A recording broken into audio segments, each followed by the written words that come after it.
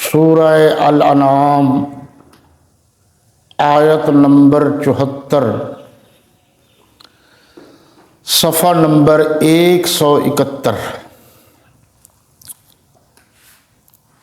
الحمدللہ وحدہ والصلاة والسلام علی من لا نبی بعدہ لا نبی بعدہ ولا نبوۃ بعدہ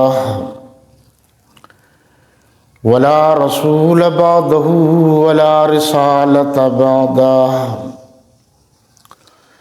ولا امۃ بعد امتہ ولا شریعۃ بعد شریعتہ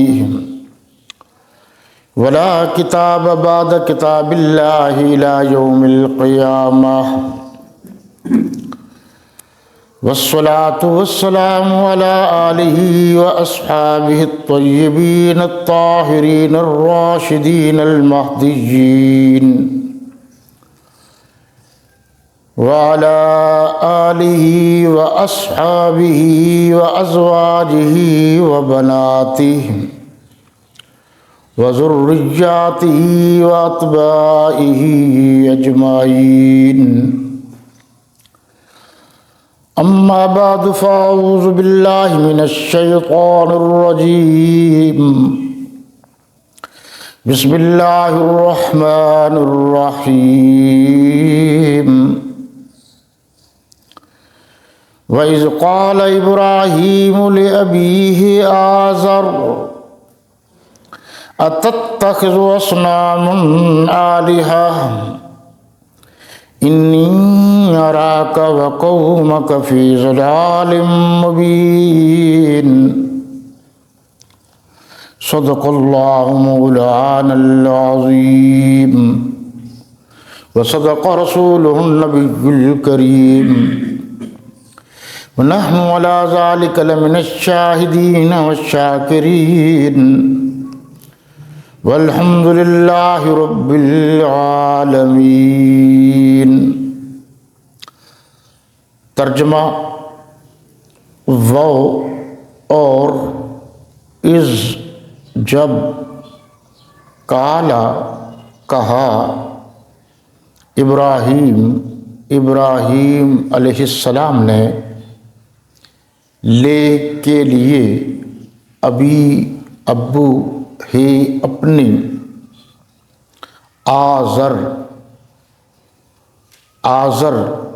سے کیا تتخذو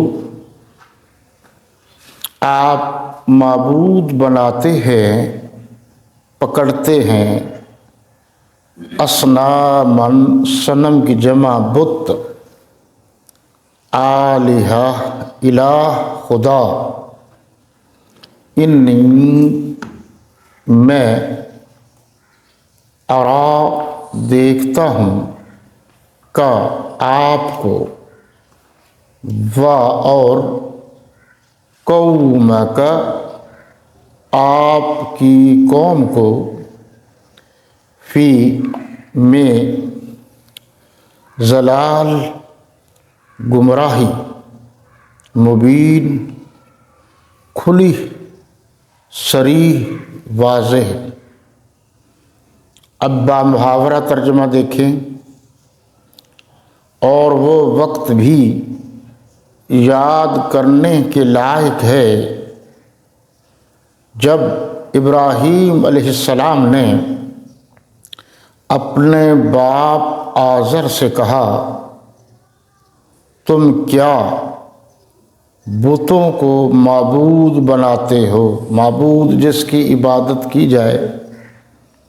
میں دیکھتا ہوں کہ تم اور تمہاری قوم صریح گمراہی میں ہو۔ یہ دیکھیے جی، جد الانبیاء مواحد اعظم اللہ تبارک و تعالیٰ کے محبوب اور لاڈلے پیغمبر حضرت ابراہیم علیہ السلام کا ذکر ہے اللہ کے جتنے انبیاء کرام علیہم السلام اس دنیا میں تشریف لے آئے، ان کا سب سے بڑا مقصد اللہ کی وحدانیت کا ذکر کرنا تھا، اللہ کی کبریائی اور صمدیت کا اظہار کرنا تھا کہ اللہ کی ذات کے سوا کوئی عبادت کے لائق نہیں۔ قرآن مجید میں جو شہ سرخیاں ہیں، ہیڈ لائنز ہیں، ان میں 3 بڑی ہیں: توحید، رسالت اور قیامت۔ اور اگر اس سے بھی آپ نے شارٹ کرنا ہو تو قرآن کا مرکزی مضمون انسان ہے، کہ انسان کو انسانیت سکھا دینا، یہی قرآن ہے اور یہی قرآن کا اصل مقصد ہے۔ توحید چونکہ ایک خاصا ٹف اور مشکل معاملہ ہے، اور کوئی نبی دنیا میں ایسا نہیں جس نے سب سے زیادہ اللہ کی توحید بیان نہ کی ہو۔ باقی ہر چیز بیان ہوئی، توحید مین معاملہ تھا۔ یہ حضرت ابراہیم علیہ السلام کا جو واقعہ ہے یا قصہ ہے، یہ کئی صورتوں میں ہے۔ سورۃ البقرہ میں بھی ہے، سورہ آل عمران میں بھی ہے، سورہ نساء میں بھی ہے، اور سورہ الانعام میں بھی ہے، سورہ قصص میں بھی ہے، سورہ ابراہیم میں بھی ہے، سورہ مریم میں بھی ہے، سورہ الانبیاء میں بھی ہے، اور بھی بہت سی صورتوں میں ہے۔